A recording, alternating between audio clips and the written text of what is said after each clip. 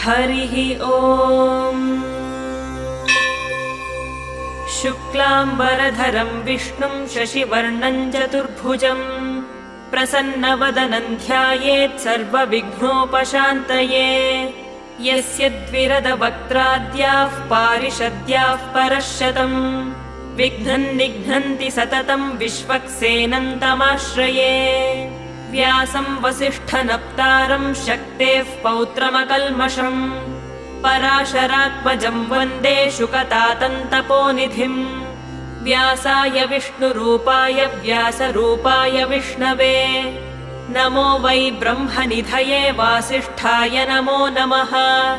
अविकाराय शुद्धाय नित्याय परमात्मने सदैकरूपरूपाय विष्णवे सर्वजिष्णवे। यस्य स्मरणमात्रेण जन्म संसारबन्धनात्